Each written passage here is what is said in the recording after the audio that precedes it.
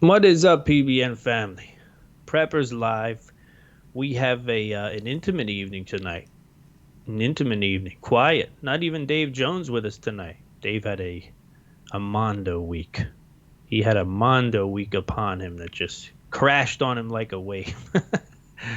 you know, we got your back, Dave. Let us know what's up.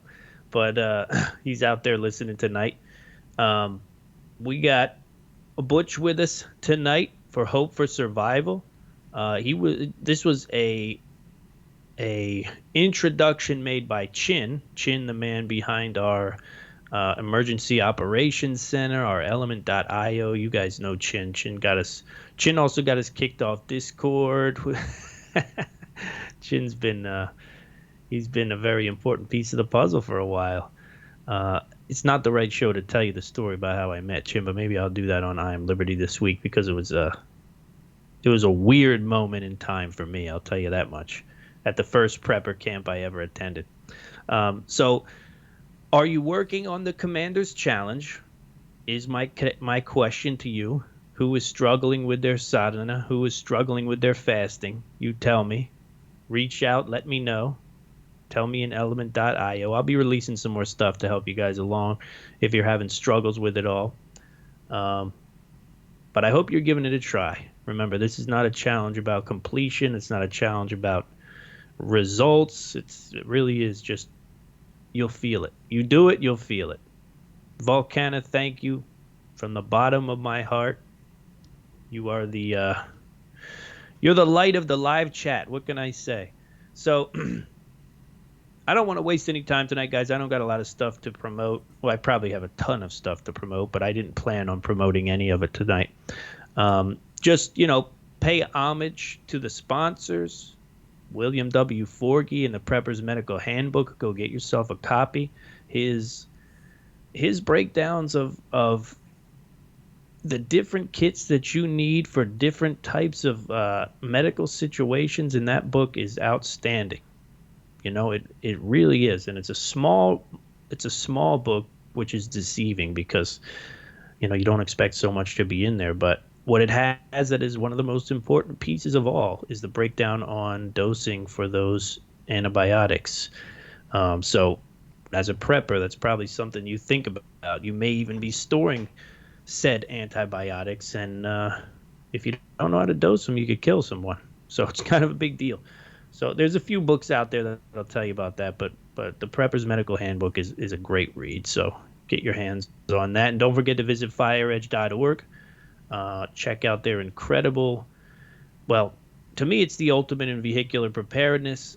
That's what I've dubbed it. If you've got a door pocket, then you can install a fire edge. Does nothing to your vehicle, permanently. You're not drilling, you're not cutting, you're not nothing. It fits right into the door pocket. You can actually customize it to fit wherever you need it to fit.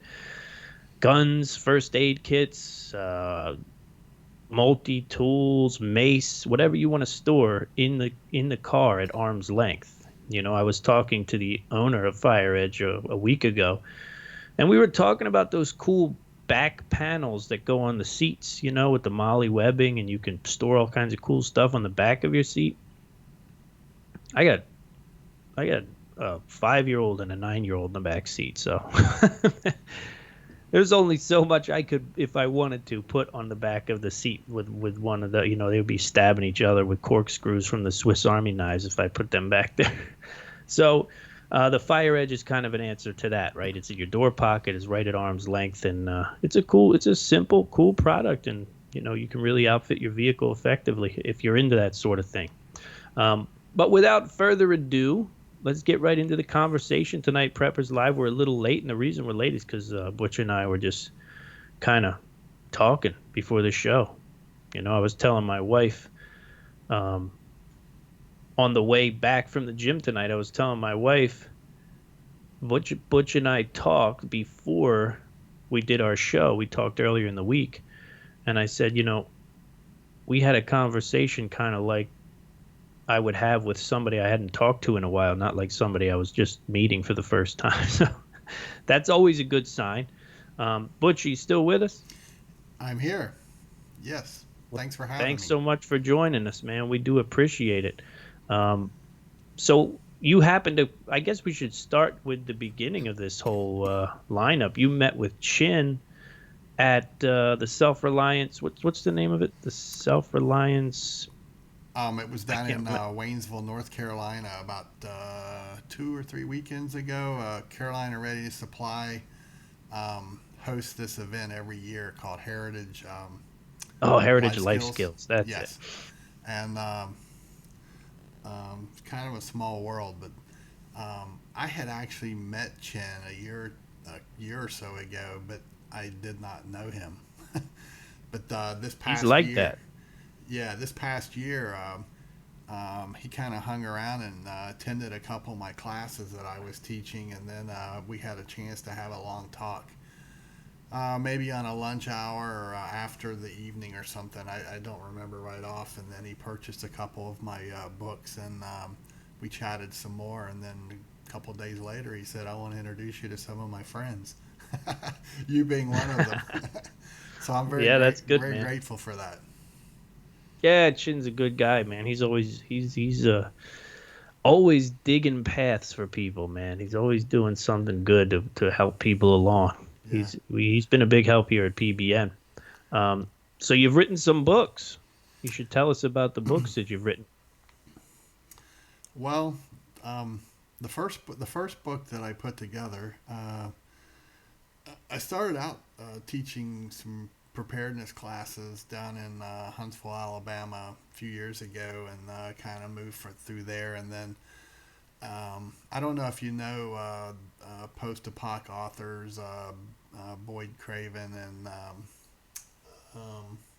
Steve Bird, and I do know Boyd Craven. okay. Well, anyway, I had met them at the first Heritage Life Skills I went to teach in Waynesville, and they encouraged me. They said, "Hey, when you come back next year, you better have a book and a website." So I didn't put a whole lot into it, but then uh, I kind of got a little more serious into it, and I kind of had a vision of where I wanted to go with the whole word hope. And everything is centered around the word hope. So the first book was it's more of a manual, um, hope for survival, how food, water, shelter, security could save your life. And I go through basically food, water, shelter, security, EMPs, medicinal, communications, and some things like that. And then I'm not an IT guy, but I stood up a website and kind of That's a so good way to put it. so so I it's kind of cyclic, if you will. Um, so I wrote the book with the intent to sell the book to like-minded preparers, preppers, Sure. and in return for that, it's I take the all the proceeds from the book and I donate it to charity for feeding people, homeless, people who are hungry. Oh So man, it kind of serves a purpose, you know. I'm kind of taking very nice. the years of training and skills and lessons learned and so forth, and I put it in a book, and then in return, selling it and then donating the money to help people out. So, and then the second book is called Hope for Survival: The Mindset, and it's been out about 3 weeks. If I could snap my fingers over, I would have probably written that book first Really, because because mindset before manual. um, my belief is you have to prepare yourself before you can prepare anyone or anything else. Meaning I agree with that. you need to know who you are. You need to know what makes you tick. You need to personally address your physical, spiritual, and psychological well-being. I believe that it all is part of your mental toolbox, um, and it prepares you to then go forward to better prepare you, and then to help others get better prepared, whether it's family, neighbors, and so forth. Um, so that's in book two, and I kind of go through the whole premise with some scenarios. But I kind of see things as kind of a 90% group and a 10% group. There's the 90% group that runs to buy toilet paper every time the wind blows, and the 10% group that already owns the toilet paper, and we automatically regress back, and we may be dusting off our plans, or just monitoring to see what decision we may need to make next based off of reactions of the 90% group, if you will, or Oh yeah, whatever, for if sure. whatever the disaster type may be. So Well, we saw that with the hacks lately, right? yeah, yeah, absolutely. So why I use the word preparedness and not prepping. One is I want to try to get people's attention, right? And we all know, whether you're the right side or left side, there is a bit of a stigma out there when you use the word prepping because of the whole, 20, 30 years ago, which is kind of crazy because 95% or higher of all the folks that I meet and train, most of them are professionals or retired professionals, business owners. They're not the worm eating, crawl in the mud, most days. Um, but Survivalists, you mean? yeah, you know, Oh, I got you. but also most of these folks are over the age of 45. So the days Yeah, are, what's up with that? What's your take on that? Is that a um, self-actualization thing? Is that like before you get to, because this is a dominant demographic in prepping. yeah. It really is. I mean, it's never changed. It doesn't seem to be changing. Um, what's your take on that? That's always an interesting one for me. Is this demographic why? And it's weird for me because I started doing it when I was way younger, so I was Yeah. always out of place in some way. Um, it's a great question that you ask, and you could take five people and get five different answers. I just I know, just want yours. I just know since I kind of got more into teaching and the books and going down to Carolina and other places to teach and so forth. Um, the makeup is male, female. Actually, sometimes more female than male, and they're probably closer to the age of 50 and older than 45 and older. I you know I always ask someone straight up, like, why are you here and why do you want to prepare? I want to hear what their answer is. And for example, at Heritage Life Skills this past couple weeks ago in May, um, I trained about 300 people.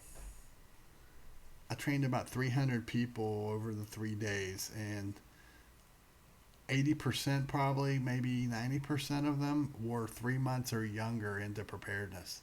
Some of them, that was their first event. They It was all new, and they Yeah. would come up to me after classes. I'm all new to this. I need your help. Can you help me?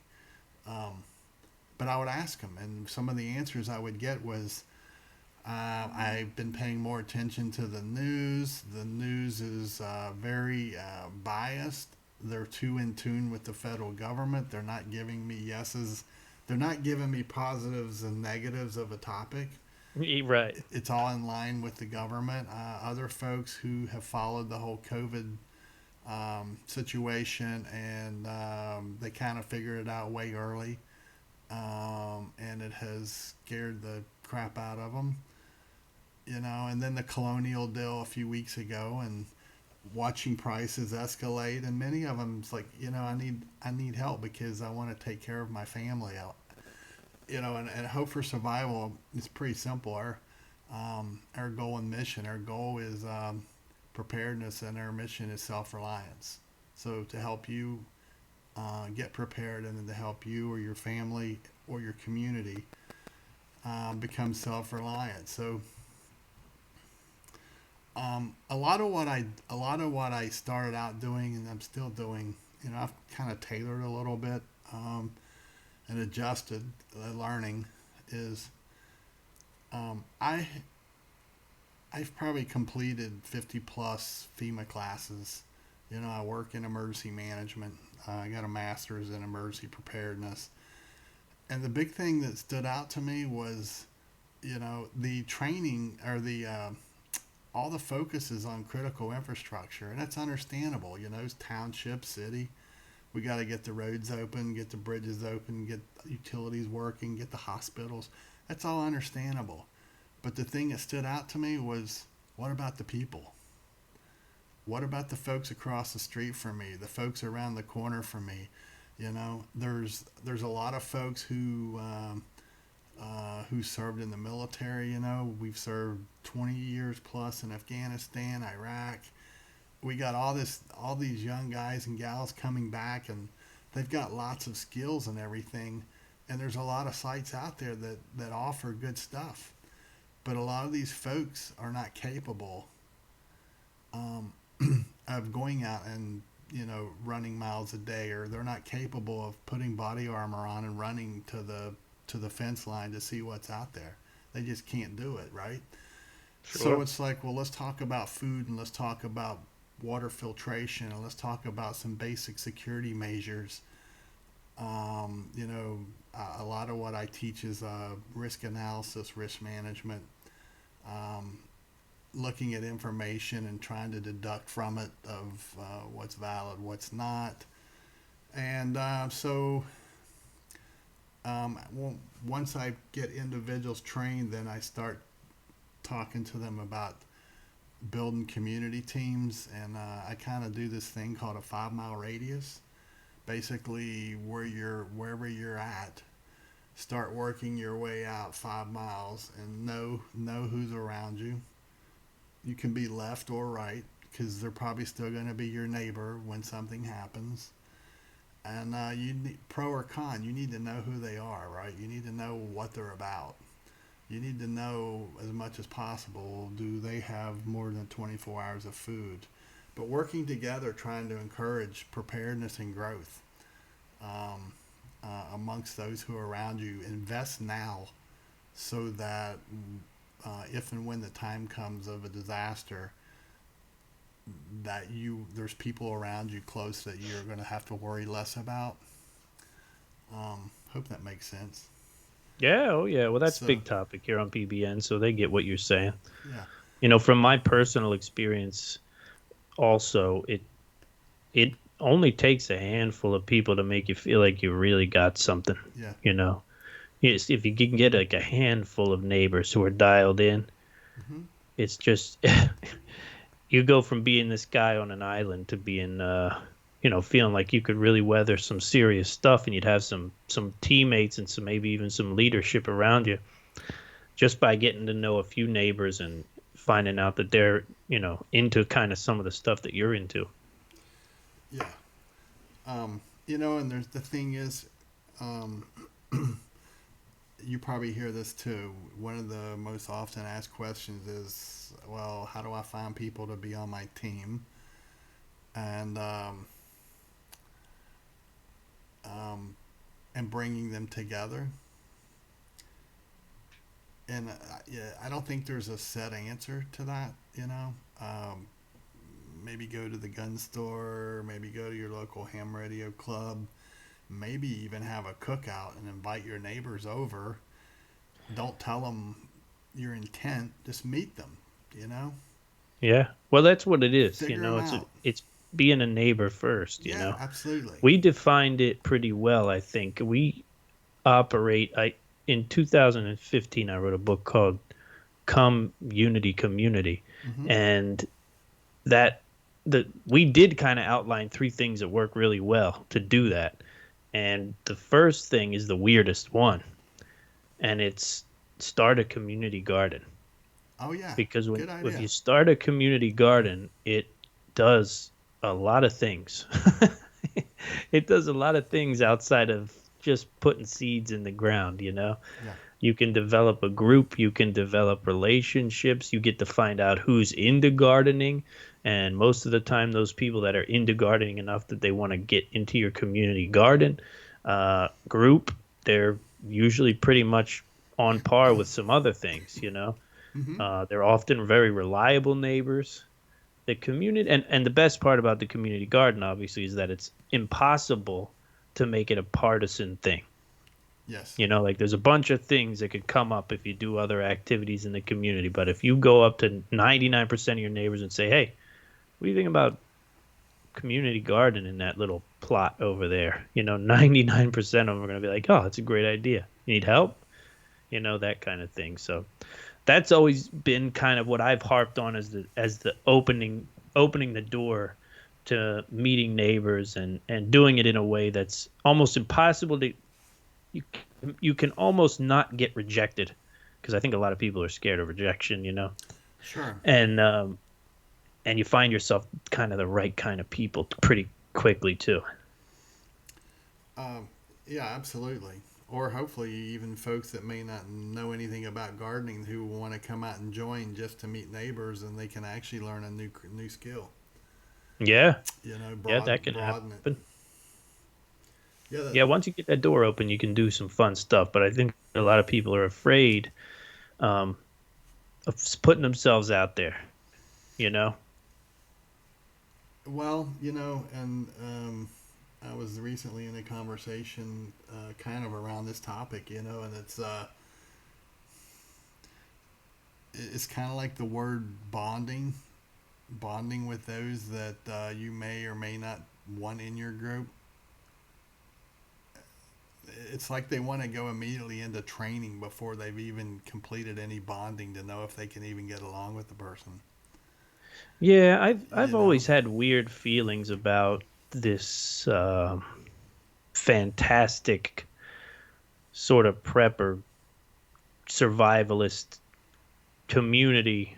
The outside of the community. mm-hmm. Like I've attended some Viking meetups and done that kind of thing as well, local to me. And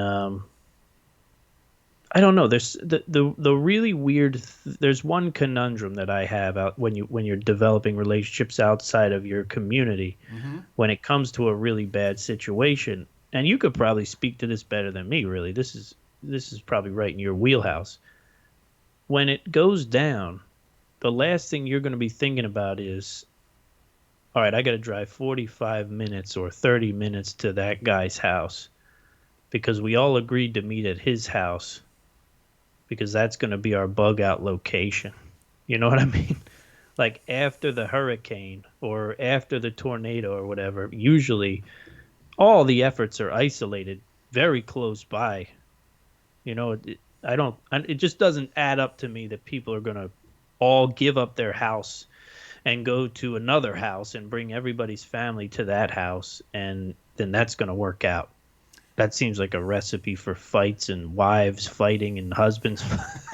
It's like a sitcom. You know what I mean? As opposed to saying these people on my block, these are my people. I might not get along with all of them, but when things get bad, these are the people that are going to be here. These are the people I'm going to be stuck with, so I might as well make it work. That's what's nice about um, the whole 5 mile radius thing. And Yeah, in theory, it may not go out 5 miles, but in theory, is to create as much security and depth pushing out to the next guy who can then push out to the next guy, and you're building those buffers to where you're at, but you're also learning who's around you. And sure. I agree with you. The odds of folks, say a 20-person team or community who are all spread out, the odds of them being able to all get back to where that secret location is at is it might be a wish. Um, I just it's easy. It's easy. I think it's easy for folks to sit and pretend, play, and imagine, but it's kind of too why I wrote the mindset. When your stress level peaks out and you really don't know who you are, how well are you going to handle the stress that you're going to have to live through to get that 5 mile stretch? Or forever how far your distance is. When it comes down to everyone's out looking for food, stopping any vehicle that may still be running, or all the stores have already been looted, and now it's man for man. Yeah, How many of them are going to be willing to, oh, hold on, I got to get to my 5 mile point? that's it. It's great. That's it. It's great, but let's, I trying to get folks to be realistic sometimes can be difficult. You know, One of our hosts, who's actually on a break right now, she summed that up in about the best phrase I think I've ever heard, and she always used to say, "Prepare for your family, not your fantasy." And yeah, I it's just good. thought that that was just as succinct as it gets. Prepare for your family, not your fantasy. I think That's it's a good. middle road, Butch. I think that like if you're listening and you're going, no way, my buddies and me, the five of us, the eight of us, we're going to come together and we're going to weather this thing. I've got one piece of advice for you, and I think it's what you should really do. Like if you're this tuned into each other and you're this tuned into preparedness, I wouldn't wait to come together and live in separate places. I wouldn't live in separate neighborhoods or townships and have this plan to come together. I'd just move now. Yeah, I would just move together on a street or on some land, get together, make it happen now instead of waiting. You're going to be way better off. If you can make your own block with eight guys, yeah. it's Let going your to be way neighbors better see than you trying to now find. Yeah, exactly. versus the Yeah, just stranger. make Who's them the your stranger neighbors. roaming the street right now? That's potentially you, the new guy that just made it to your Yeah. bug out location. No, So, thanks. so one of the things in training that we try to encourage folks to, and that bugging in versus bugging out, and is in the mindset.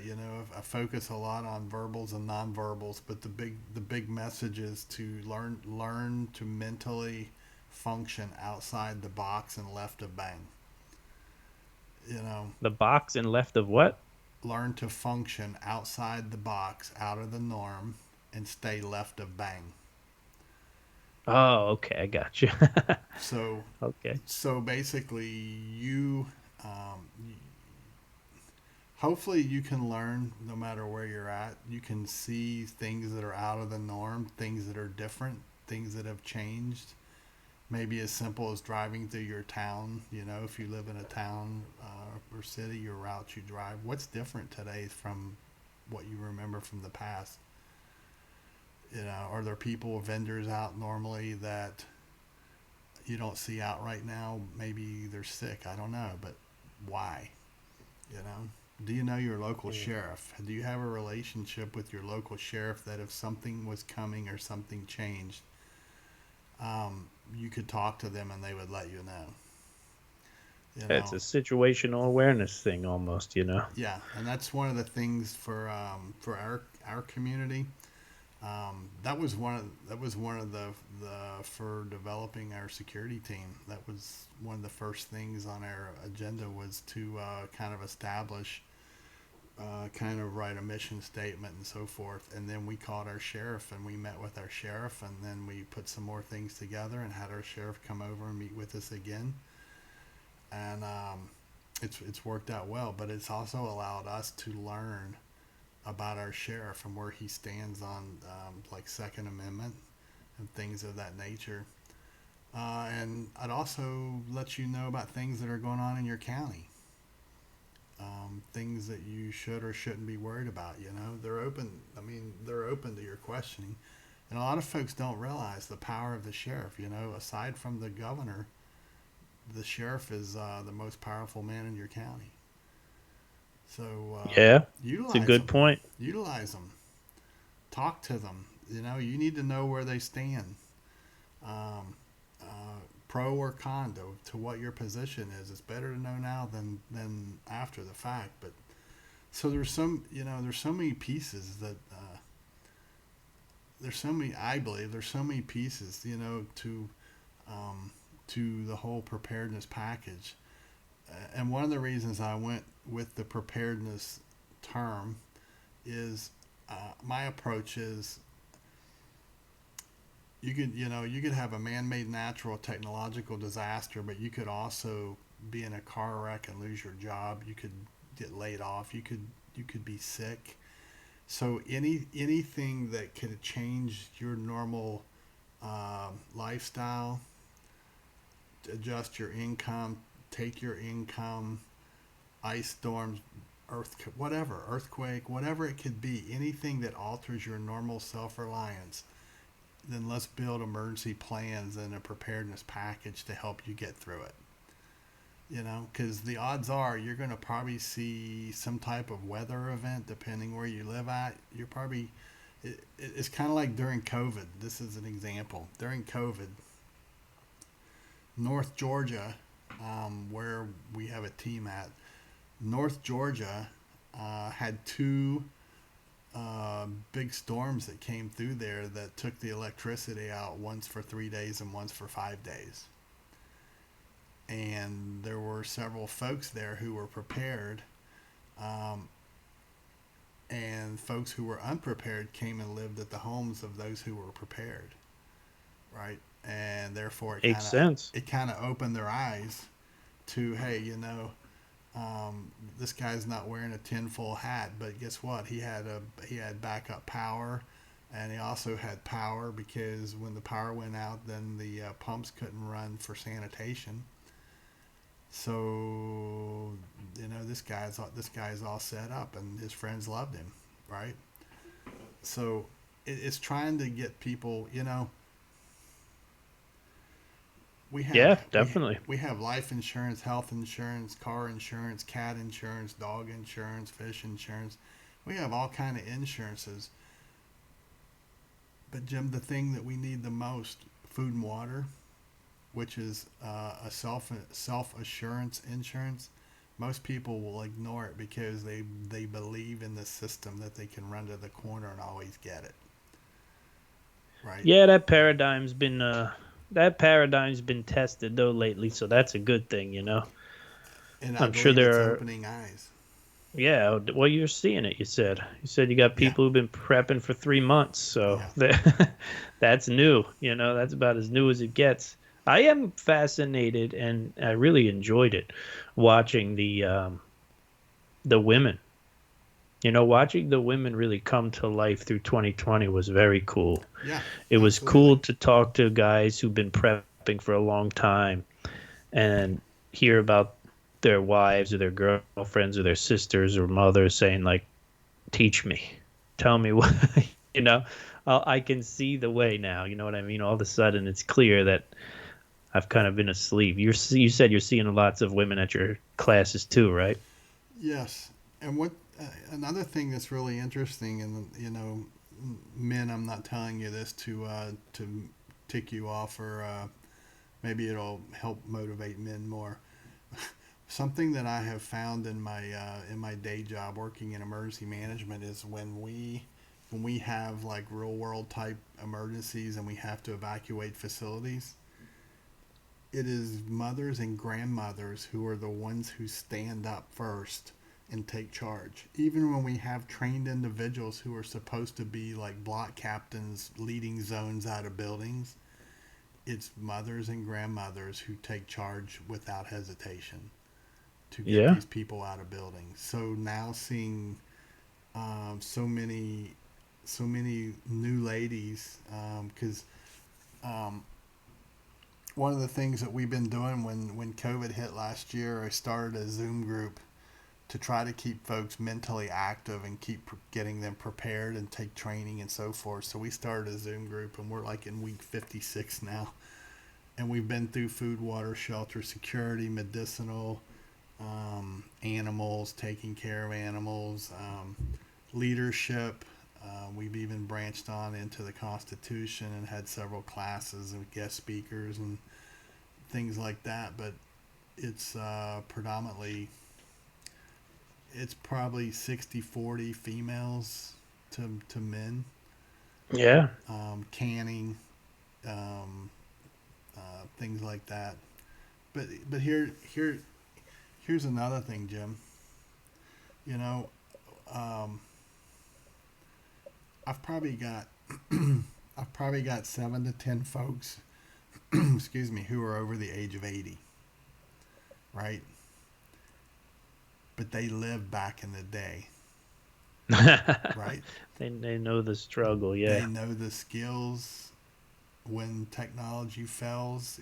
If we ever had an EMP or a CME or something like that, they knew how back in the day how they treated injuries, how they canned, and things of that nature. So like a few Vietnam vets and retired nurses and things of that nature. I'm trying to tap into their skills that they used so that folks that are today using modern technology, they may know that. But let's also talk about I like one is none, two is one, and three is better. So for every primary, you have at least one backup. So for that skill, I want to tap into the talent of the folks who may be retired, and I want to get that information and them to share it with these younger folks, to put it to use. You know, so everyone has something to offer, Oh yeah. and part of it also is the leadership thing. Um, Part of doing the Zoom thing and having the Zoom attendees also put together briefings to train people.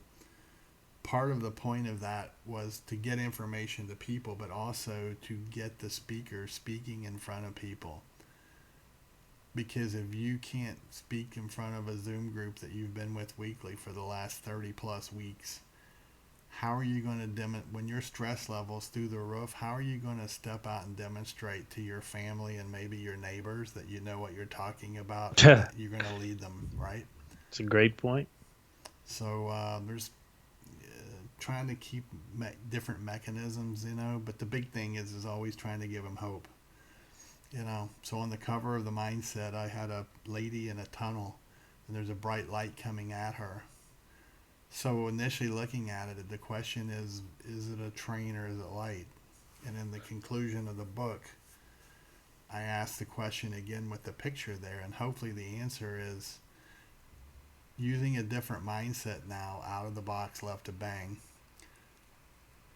I hope you can now say that that's light shining into the tunnel, because I, hopefully you and others, you know, is to survive and get through whatever it may be.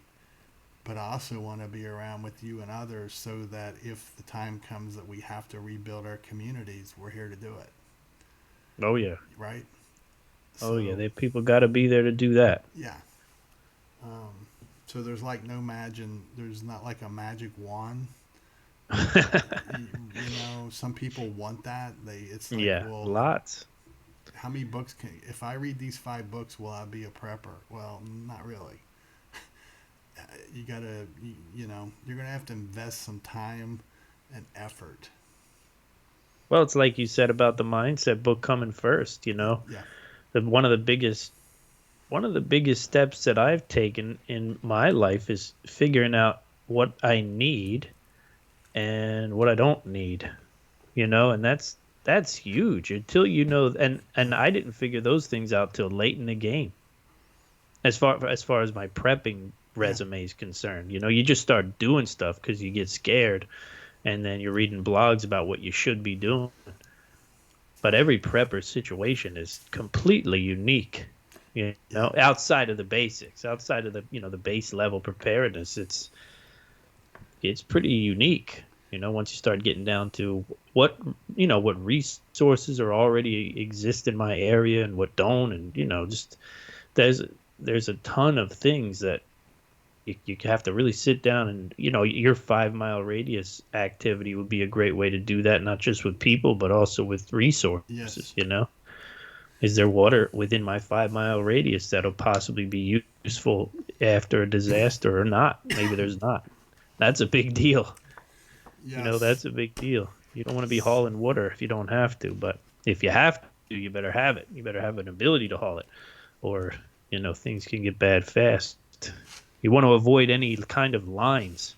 You don't want to be the guy that has to go stand in the food line or the water line. We see how those things go in Colombia and yeah, Venezuela. absolutely. It's not pretty. It's never pretty. But sometimes even showing folks like videos of actual footage from like Venezuela or Argentina or Brazil, wherever, and they just kind of look at you like, okay, that's there, but that's never happened here, you know. And Yeah, it's that is a like, funny mindset, isn't it? um, That's a weird disconnect. so in the 5 mile radius class, one of you pointed out something really good. We were talking about resources within your 5 mile radius. So one of the things that we cover in the 5 mile radius class um, is basically I took risk analysis and management and I combined it with like intelligence and security.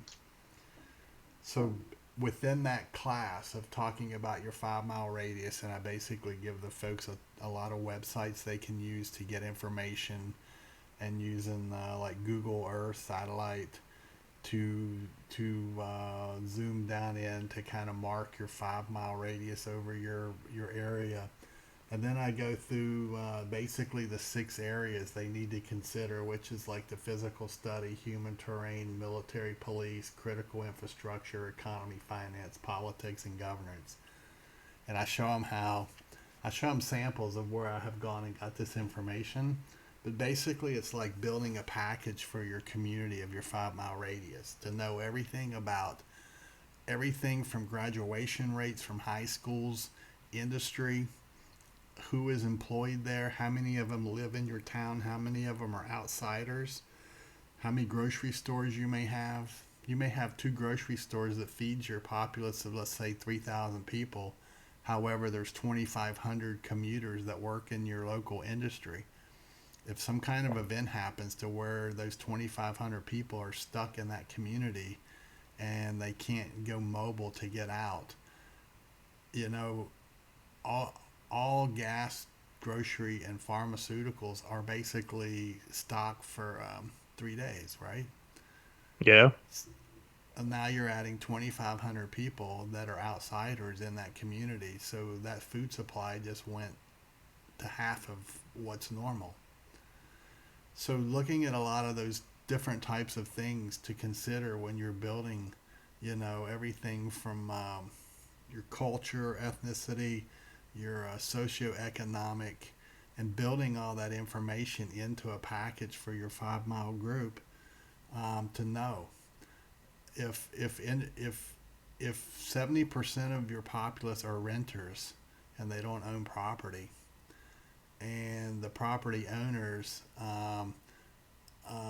lose the renters lose their job and they can't pay, right? They get kicked out. So now you've got 70% of whatever the renters number would be, Sure.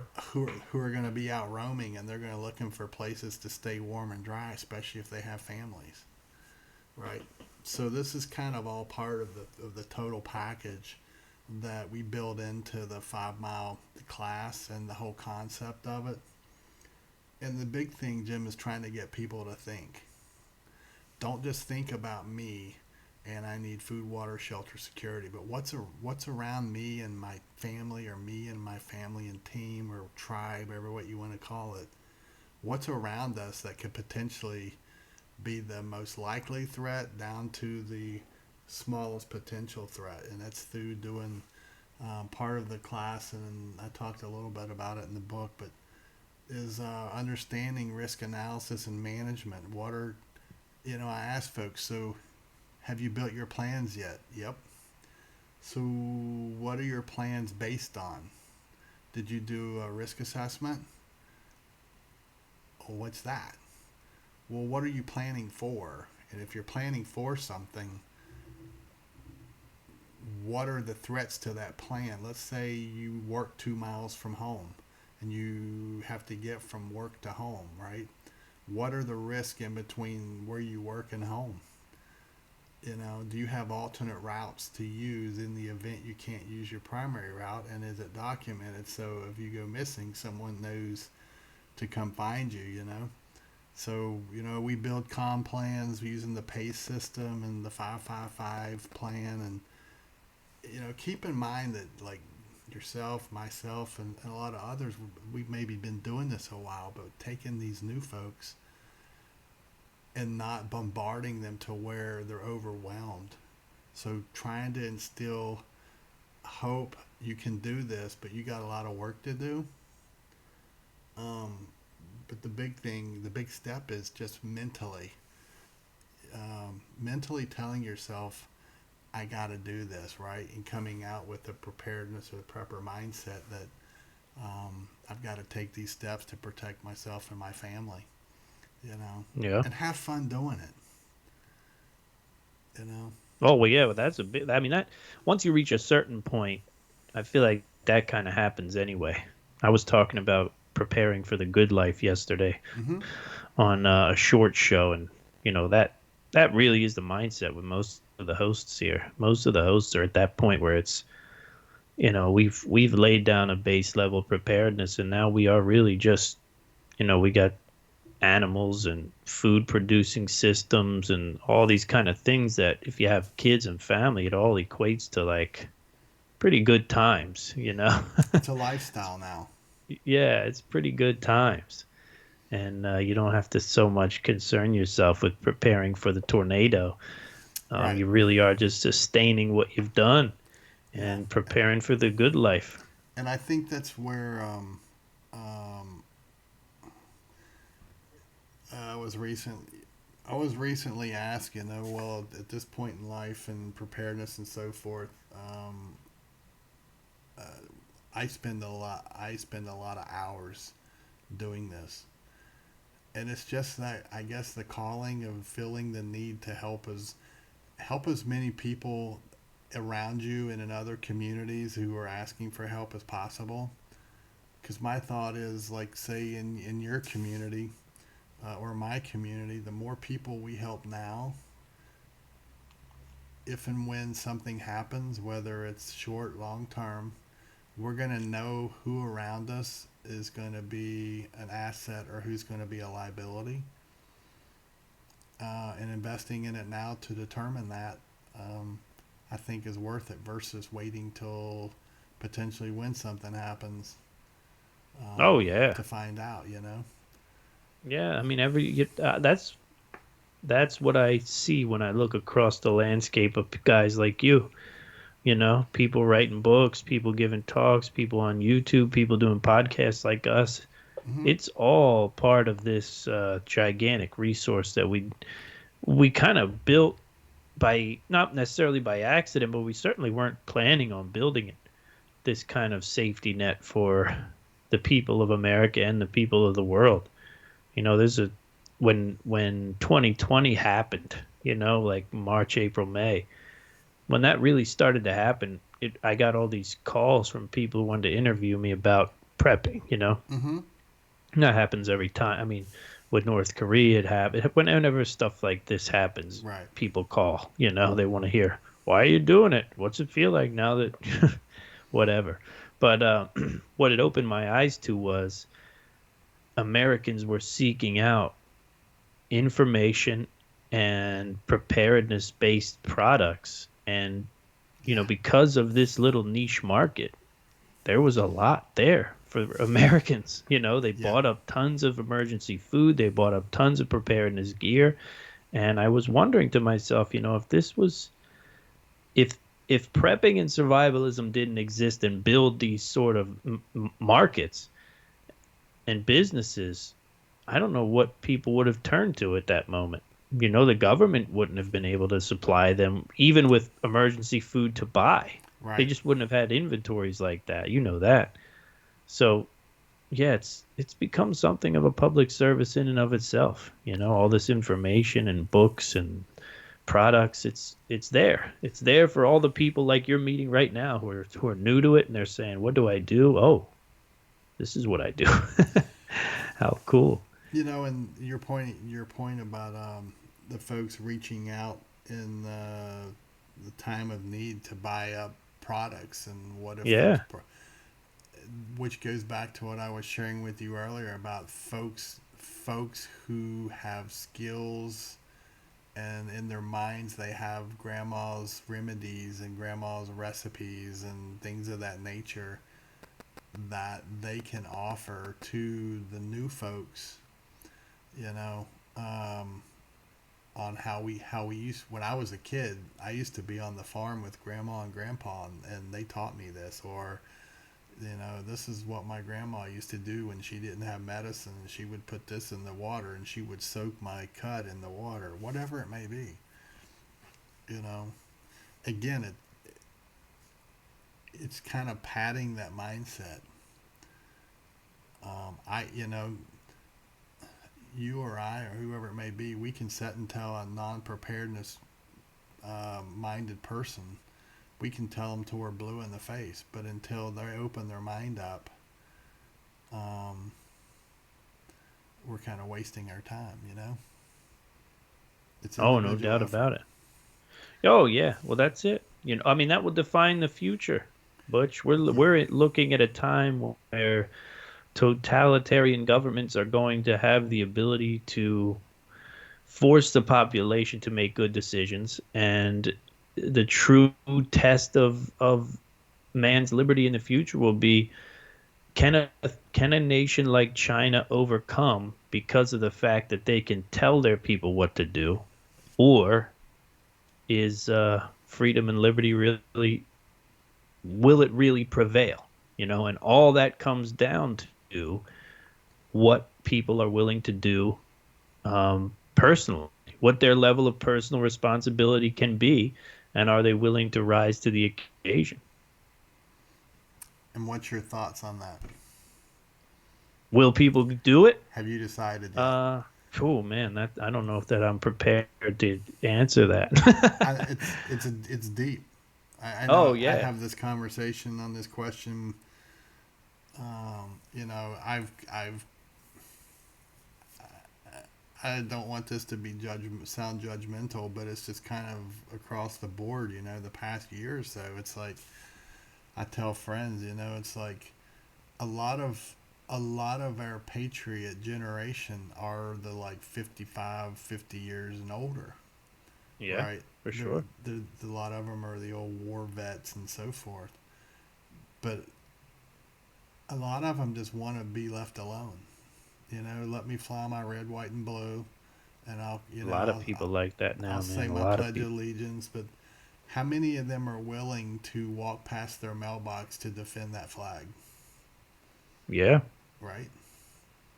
yeah. Well, I mean, I'm not even talking about a violence from a violence standpoint. I'm just Yeah, talking about basically just keeping up with the world, with technology, with the yeah, exponential growth of that. There is no doubt that to some degree, a place like China has the upper hand because they have a totalitarian regime. right. They tell people what direction to go, and the people go in that direction. And in a fast-paced world like the one that we live in, which is, it's a light speed world now, um, democracy will be slower. Democracy will be slower than a totalitarian regime. And I am excited to see how that works with things like AI and how that works with a future that everything is so hung up on tech. But, the one way I think America could stand out in all of that is to step back from it all.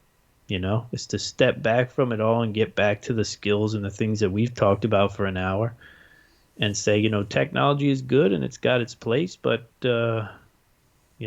this dirt and grass life is really good too, and we could probably do with more of that. Yeah, get back to like building things and selling them to other countries instead of buying everything from foreign Oh yeah, entities. yeah, Teaching good manual skills coming out of high school. A trade, whether it's plumbing, HVAC, mechanics. But then here's kind of I spent a lot of time in my former life. I spent a lot of time in Africa and Eastern Europe and a lot of the Baltic countries after the wall came down. And those folks basically lost everything except for their honor and their pride, Yeah. and they didn't give up.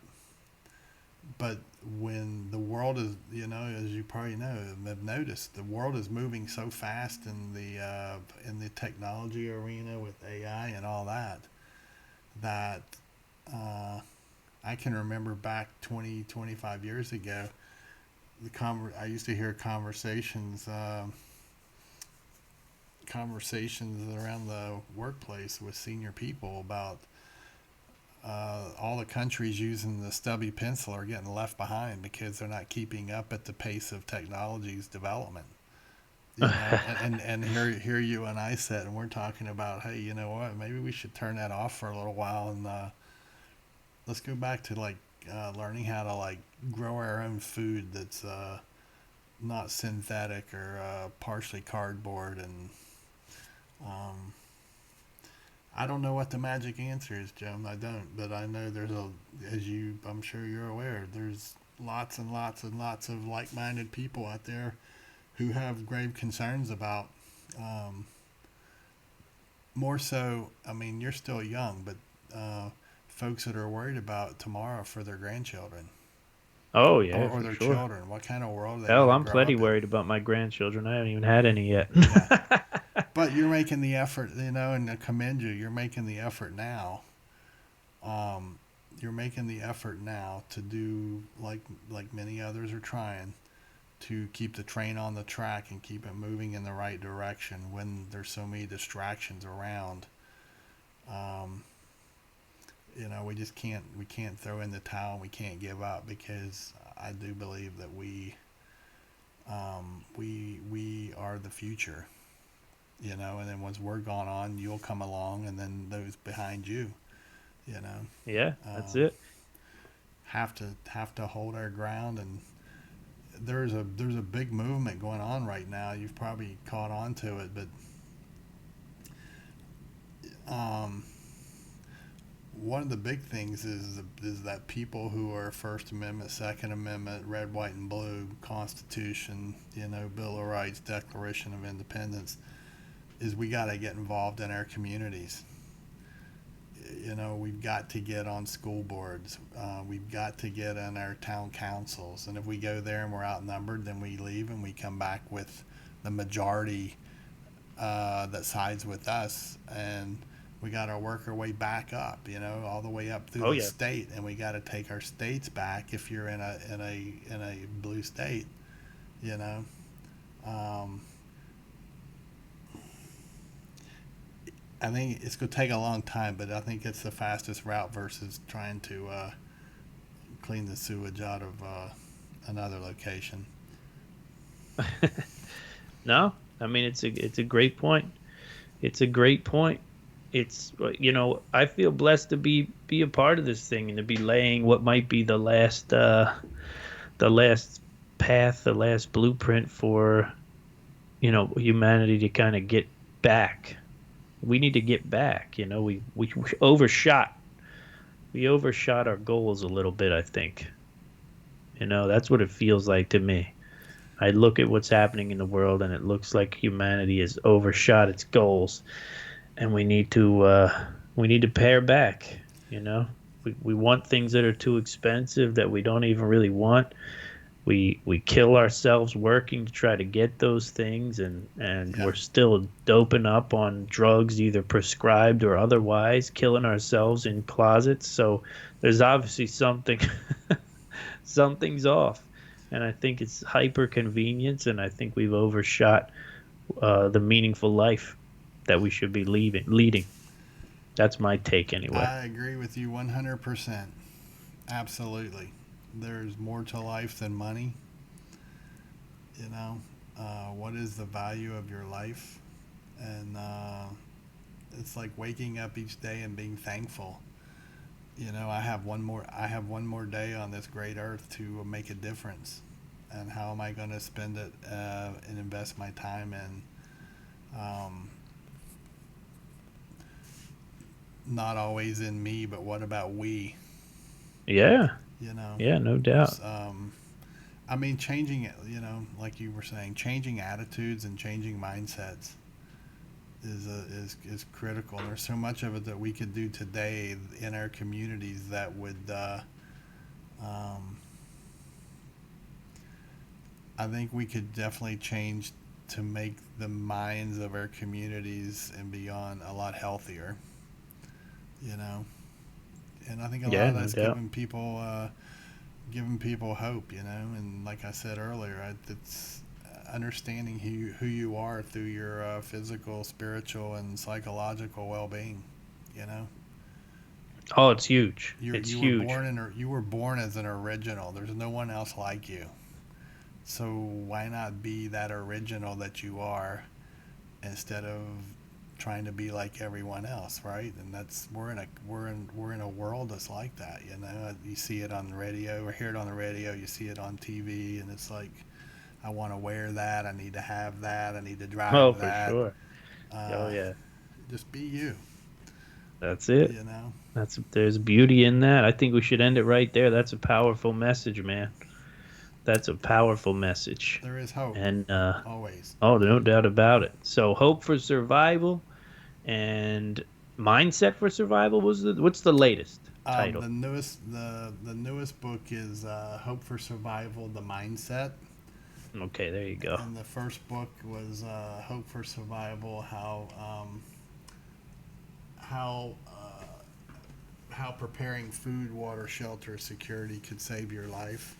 And they're both through my website, and it's https colon forward slash www dot hopeforsurvival.com. I don't know what the deal is, but if you like just Google Hope for Survival, it takes you to a kind of a get happy healthy site. I don't. Yeah, So well, that makes some sense. so you got to put in the https colon forward slash um, www.hopeforsurvival.com, and everything is built around the Hope for Survival, the books, and the training, and everything like that. So I just hope, again, thanks for sharing an hour with me, and it's a pleasure and honor to meet you. And you commented earlier Jeez. about the number of folks across our country who are out trying to do kind of the same things, and that is to get people's attention to help them get prepared. And hopefully we'll be successful in that. We will start. I know there's a movement going on. I just don't know the numbers.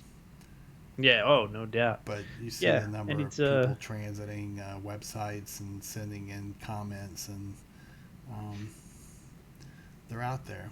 We just got to keep watering and sowing seeds and hoping they continue to grow. that's it. Many spokes of one wheel, it feels That's like. it. All right.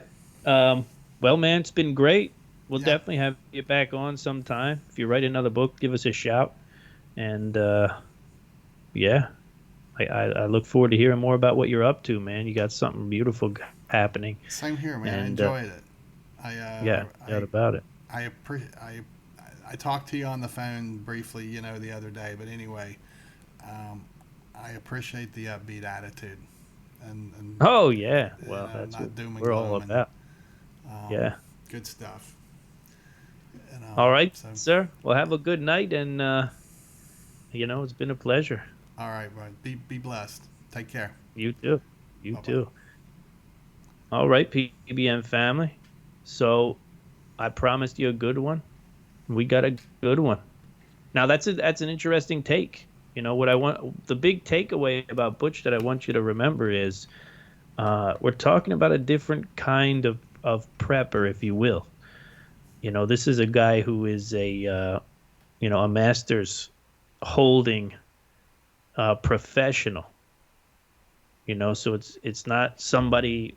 I mean, he's got military background experience, but it's not somebody from the military. It's not somebody like me who learned it, who came up through the school of hard knocks, I guess. Who came up through the internet and through trying things and failing at things. And I took 10 years to learn probably what it would take a smart person to learn in 3. Um, but it's rare that you run into a guy like Butch who's made a career out of this. And anybody who's made a career out of anything knows that it's a different level. It's like when I cook. When I talk about food and cooking and all that kind of stuff, you guys perk up, you guys listen, you guys are excited. I should do it more, and I will. But that's because I spent a lifetime as a chef, almost. Like a long time as a chef, and impassioned about it. Not just doing it to make money, but like the only thing I wanted to do. And you got a case in Butch that's very similar. And this is a guy who's nurtured his passion for preparedness over the years, and you do yourself well to follow him. You do yourself well to check out his books, I think. So that's it for tonight. PBN Family Preppers Live coming to an end. We're gonna have Hakeem on next week. Yeah, next week. Yeah, next week. I don't remember his last name. Phew, it's late. But anyway, Hakeem teaches weapons courses every year at Prepper Camp. He's showed up on TV shows, and he's released a book called Ninja Survival Guide. I think it's something along those. I'm butchering this. Hakeem, I will have it all straight next week, but it's been a long day. But he's going to join us next week. He's a great guy. And yeah, man, Preppers Live. Don't forget about Double Barrel Tuesday tomorrow night, The Next Generation with Colin and Ryan Buford, and our boys from the Patriot Power Hour will be live. So I guess I won't talk to you long term until the I Am Liberty show Wednesday night. I may hop on for a daily audio cache, but if not, I'll talk to you then. All right, PBN family. We'll talk soon.